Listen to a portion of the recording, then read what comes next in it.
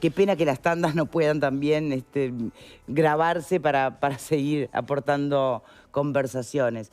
Yo les preguntaba en el bloque anterior, si recuerdan, qué escenario de los tantos que son siempre noticias terribles les hace más ruido. ¿Por acá hablaron todos o nadie? No, todavía no.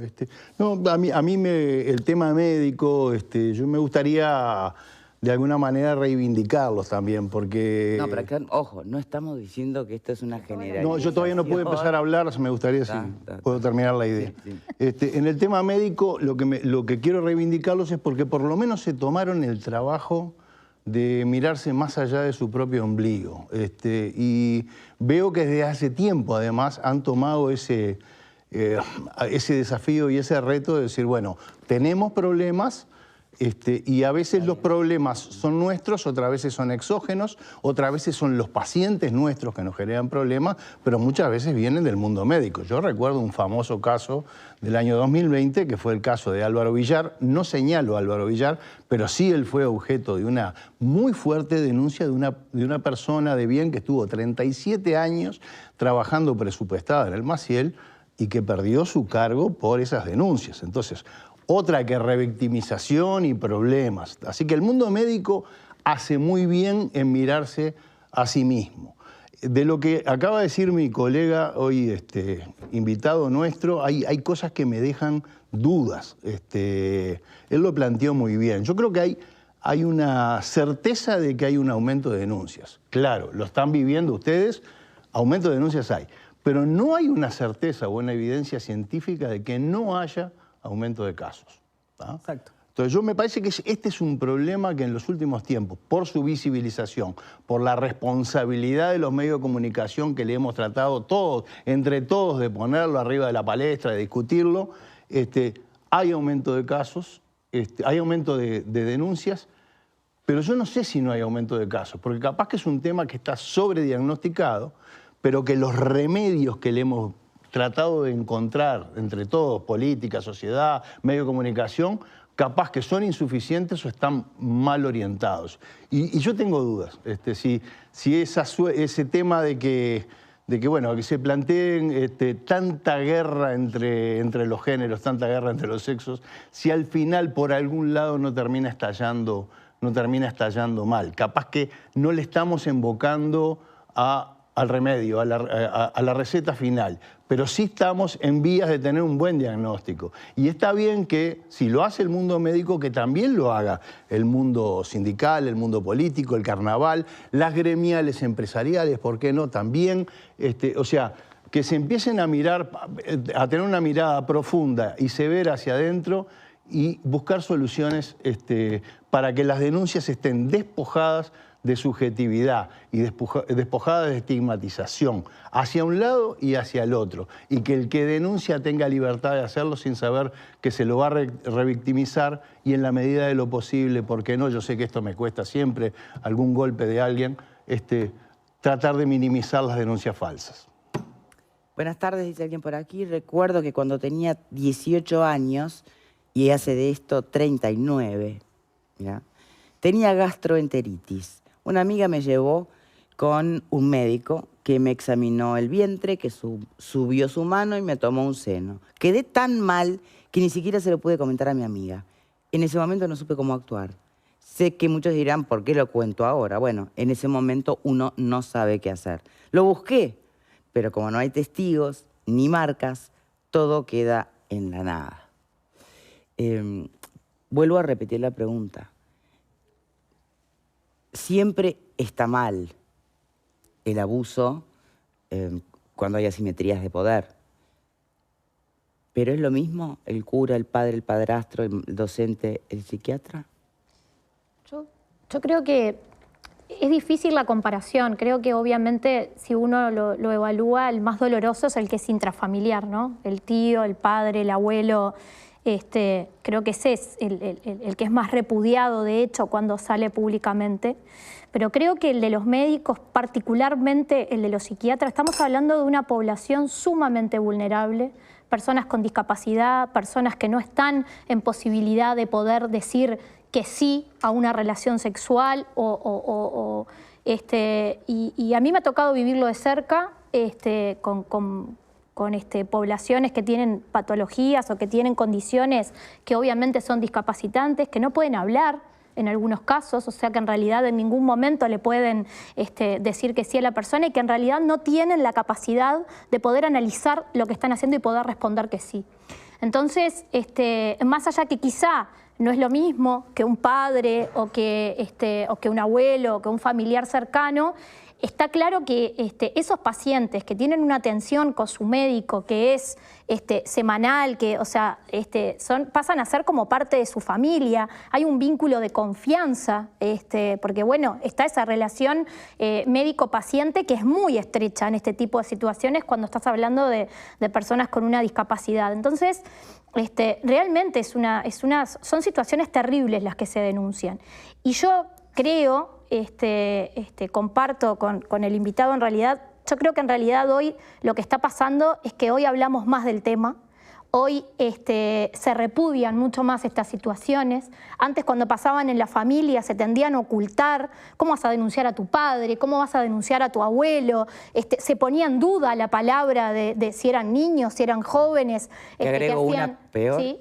Si hablas y tu padre se va de casa por esto, es tu culpa. Claro, todavía cargas con la responsabilidad de si se llega a ir. Entonces, realmente es muy complejo. Creo que hoy hay herramientas que han abierto la puerta a que se sienta mayor confianza de denunciarlo. Yo creo que no es solo un tema de género, no es un tema de las mujeres denunciando. En este caso, cuando son personas con discapacidad, yo conozco varones también que han pasado por estas situaciones. Sí, ha pasado con los sacerdotes, o sea, cuando se denuncia sacerdotes, son varones y son mujeres, o sea, que en realidad yo creo que lo que le ha pasado a la sociedad es que hoy hablamos mucho más de los temas, hoy hay nuevas herramientas, cuestionadas o no, hay herramientas que dan mayor confianza al momento de hacer la denuncia, aunque todavía tenés que volver a repetir, a veces, muchas veces, volver a vivir toda esa situación, y creo que lo han demostrado hasta las propias redes sociales, con páginas de, en este caso sí, varones, que en ámbitos que nunca se denunciaron cosas, porque capaz que las que más suenan es la de varones carnaval,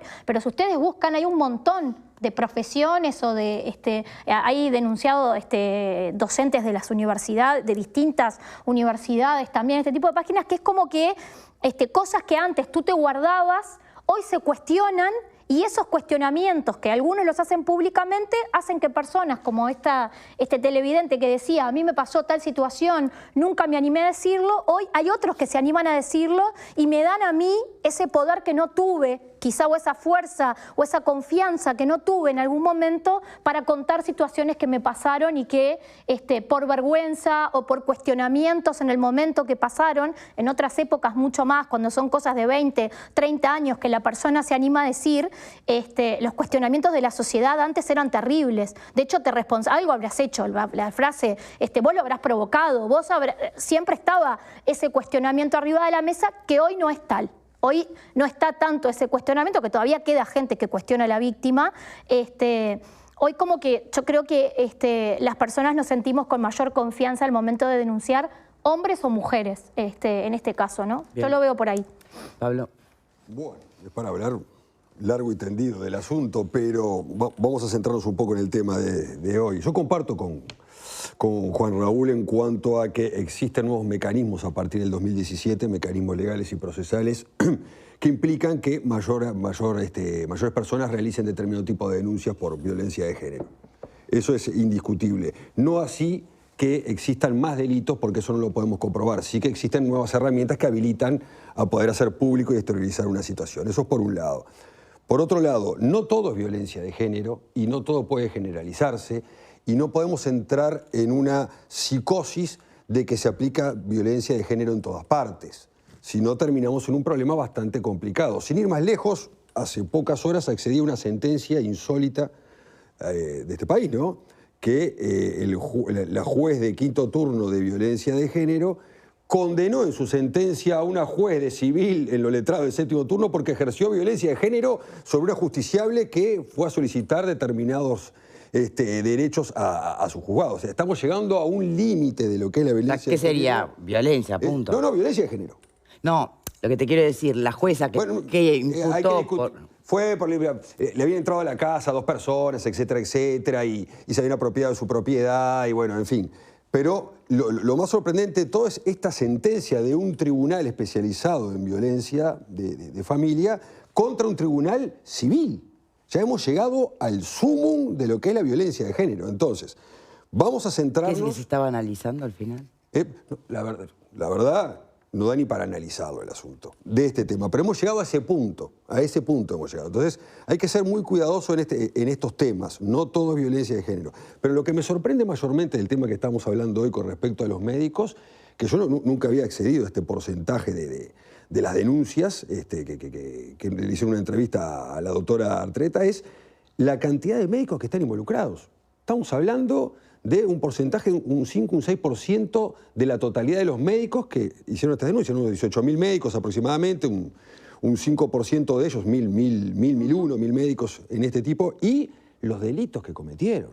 A mí me llama poderosamente la atención, porque si bien tenemos un 76% de violencia psicológica, que puede darse quizás... Que ahí tenés hasta el maltrato. Claro, y ahí también, ojo, mira vos la subjetividad. Si estás tratando a tu hijo, vos estás muy sensible, Claro. y esperás que sean en extremo humanos, cariñosos y demás.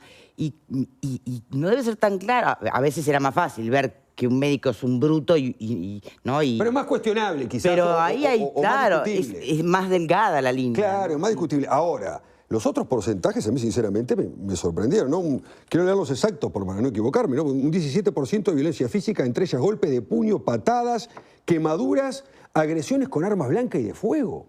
Es insólito. Pero ahí hay, claro, es de los pacientes. Es insólito, por eso digo, es insólito. Y después, violencia sexual, abuso sexual y violación, entre otros, un 16%. Son números que son aterradores. Aterradores. Yo, mi querido Juan Ramón, ahora estaba lógicamente gozando un poco de una suerte de defensa a estos números. Yo no sé si estos números en realidad tienen sentencia ya sobre el tema de abuso sexual, violación y demás. Son denuncias, que como bien decía Juan Raúl, una cosa es la vía administrativa, lo un ético, juicio el camino ético y demás, ético, y algo bien diferente es una sentencia penal en contra. Pero de ser así, son números que son alarmantes. Bien, me gustaría que nuestro invitado esboce una reflexión final sobre esto. Yo bueno, me parece que hoy justo nos tocó compartir a la mayoría las opiniones. A veces estamos un poco más encontrados, pero hoy no creo que sea el día. Creo que todos estamos un poco de acuerdo en que llama la atención el aumento de las denuncias y cómo esto lo transversaliza. Y hoy estamos hablando de los datos del Comité de Ética del Colegio Médico y de los datos del consultorio de AFAVIDE o de los datos de Fiscalía, pero no es algo que escape, como decía también la compañera, un tema que puede pasar en otros ámbitos universitarios, carnaval, lo que ustedes quieran. Con Pablo tengo una pequeña diferencia. Yo creo que hay violencia institucional muchas veces. No sé si esa es la sentencia, pero sí que las instituciones a veces, sí, inevitablemente, bueno, es evitable, pero no logran hacerlo, pueden llegar a cometer situaciones de violencia institucional, básicamente. Y sí comparto con todos que no podemos saber la realidad, lamentablemente, no tenemos la capacidad de saber esa cifra negra que nos está indicando. Pero mínimo estos datos que sí podemos corroborar nos tienen que prender una luz de alarma y tendríamos que empezar a pensar no tanto en el derecho penal como solución, que no lo es, sino en cómo hacemos para prevenir y para educar. Porque si nosotros queremos revertir esto, no va a ser con las denuncias, porque las denuncias efectivamente... Bueno, pero a ver, a un médico... Sí. Grado 5. Hay que educar. ¿Qué tenés que educarle? No seas malo. Ese médico tiene falta de todo. Lo que pasa es que los estereotipos de académicamente será un genio, pero por eso hablar de educación en el caso de... ¿Qué le vas a decir? ¿Está mal? ¿No sabe que está mal? Nos metemos en un tema complejo que es, por ejemplo, hoy se discute a la perspectiva de género como si fuera un tema ideológico. Y no es más que una herramienta que busca tener objetividad a la hora de resolver. Sin embargo, lo discutimos fuertemente. Entonces, el punto es...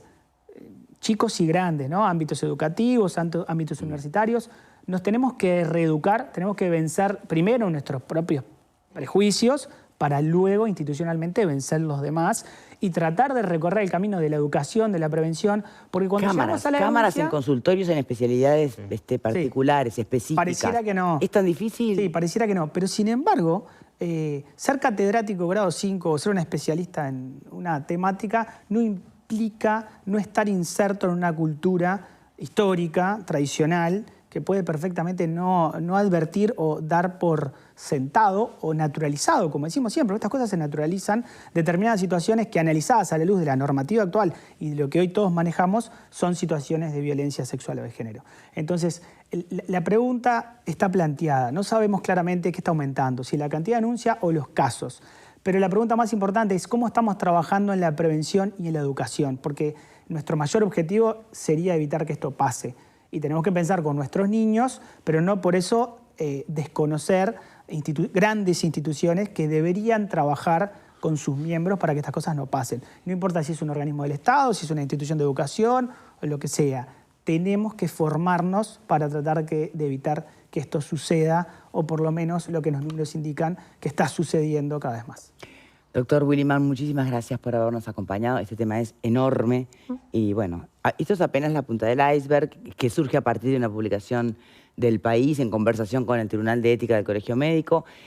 Seguramente, y el propio Colegio Médico dice además, los fallos del tribunal son públicos, se puede acceder si querés. Están en la web. Pero más que el camino ético, lo que hoy más nos preocupa es el camino judicial de estas cuestiones, ¿no? Cuando de falta de ética pasa a ser un delito. Claramente. Willimán, muchas gracias. No, un placer estar acá con ustedes. Bien, vamos al siguiente tema, como les comentábamos en el arranque del programa.